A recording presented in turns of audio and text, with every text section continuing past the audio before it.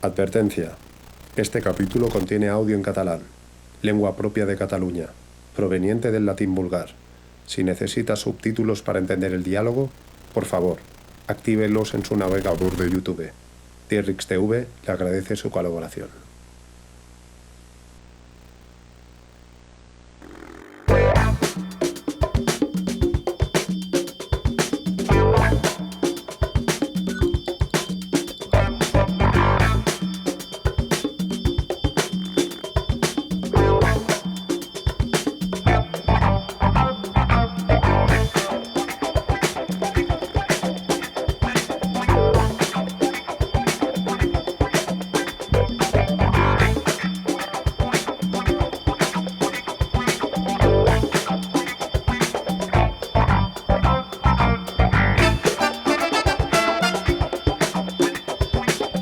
Si hay una cosa que nos encanta a los Derrick es coleccionar discos, comprarlos, tocarlos, olerlos e incluso escucharlos.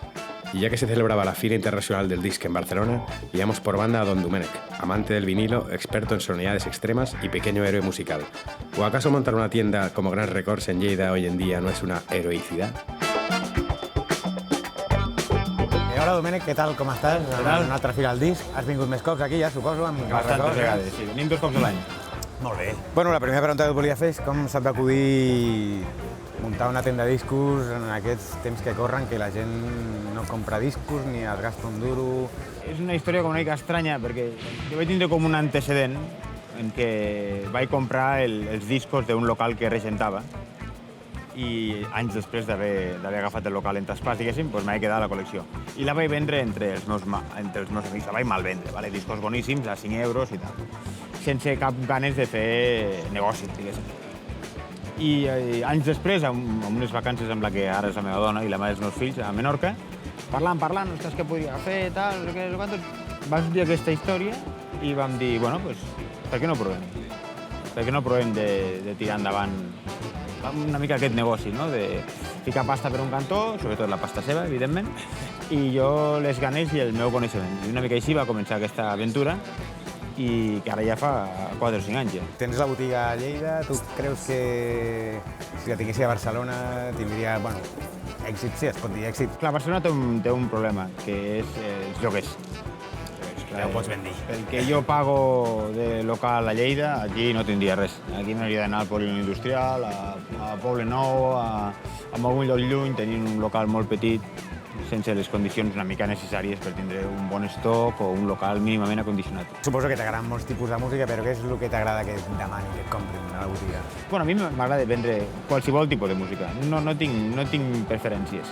Clar, a l'hora de jo demanar, perquè també trafico amb material nou, a l'hora de tenir material nou, claro, m'agrada que la gent compri el que a mi m'agradi. No? Llavors jo demano bastant metall extrem, coses com Afan Wigs, els discos de Morphine.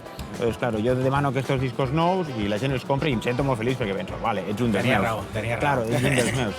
Hi ha gent jove que compri discos o tots són ja tirant a puretilles? No, hi ha tot l'arc possible. Gent que comença, gent que ho reprèn després de molts anys d'haver-ho deixat. Hi ha gent que només compra discos per les portades, hi ha gent que no se'ls escolta i els penja a la paret. És que hi ha qualsevol tipologia que t'hi puguis imaginar existeix. I a Lleida també, en un petit percentatge, però existeix. Tampoc hi ha un boom del vinil, perquè el boom tampoc es venen tantos, però es venen molts més que fa 10-15 anys.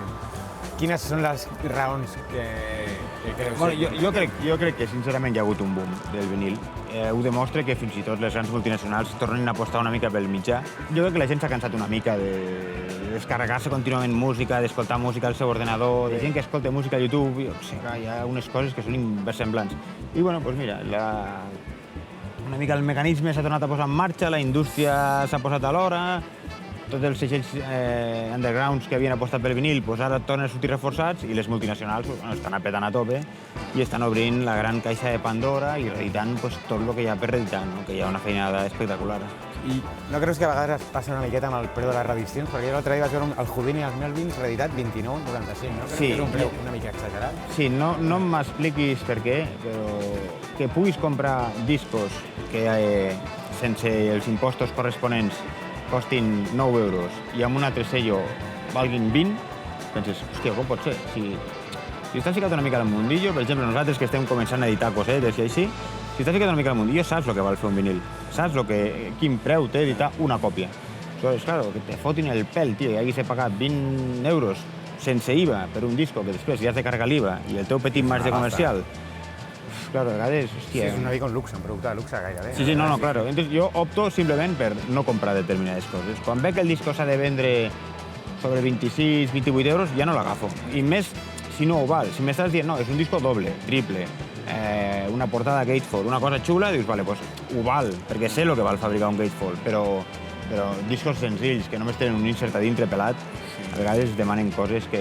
Per exemple, amb el cas de The Generation, que és un d'aquests casos paradigmàtics del rock and roll, farà un anyet van aparèixer per aquí 30 o 40 còpies precintades del No Lunch, ¿vale?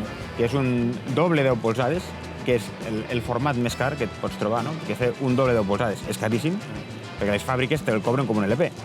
Pues van aparèixer aquí potser 30 o 40 còpies, cada una a 3 euros, d'algun magatzem que van obrir per Holanda i el tio les va portar aquí, no? I és un disco que val 30-35 euros de segona mà, diguéssim. Tens alguna còpia d'aquestes per mi? Bueno, no. Me'n vaig comprar dos i... Però són aquestes coses que dius, hòstia, això és fruit de la indústria i la indústria mateix, pues, no sé, ho espatllarà una altra vegada amb aquests preus abusius. I llavors deies que, a més de botiga i tal, esteu fent les vostres primeres edicions a vinil. Sí. Que explica una mica què heu fet, què heu publicat. Hola, guapa. Què passa? No passa res. Què tal, carinyo? Bueno, tenim com diverses vessants, no? Una és fer el que nosaltres volem fer. Jo escolleixo un disco, busco els drets, el trec, que això ho vaig fer amb un grup de hardcore metal dels 90, que Rivia Rodeo. L'altra vessant és la d'ajuntar-nos amb bandes i compartir les despeses d'edició. I l'altra és, bueno, estem traient un disco a l'any el dia del Recostor Day amb uns col·legues, que està aquí, que vam treure un single amb el Fermín. Són les dues edicions, una mica aquesta és compartida amb la banda, són la gent d'allí de Ponent,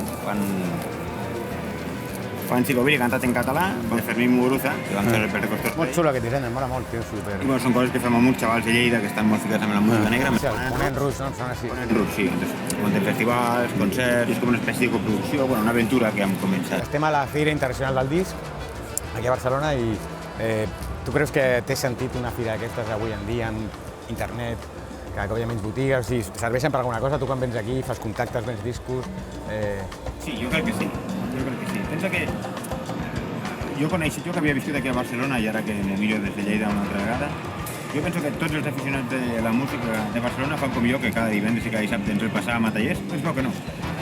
Hi ha molta gent que viu a Molins de Rei, a Olesa, a Esparreguera, on sigui, que no baixen cada cap de setmana a fer botigues i en canvi venen aquí un cap de setmana i ja estan els quartos. 80-150 euros i se'n van cap a casa seva, cap als seus pobles ben contents. Aquí també es fan contactes, fas intercanvi, també hi ha gent que ve aquí amb preus bastant bons, una mica per comprar i tu després reventes. Resumint que ets un malalt, com dius, dels discos i de la música, i està molt bé perquè algú ha de ser-ho. I a vegades a les tendes de discos sempre el típic t'aprenen una mica de listillo i tu no ho ets. Sí, ho ets, és un tio molt llest, però no és un listillo. No te pots passar de llest perquè no saps mai qui tens. Ja, exactament. Bueno, moltes gràcies.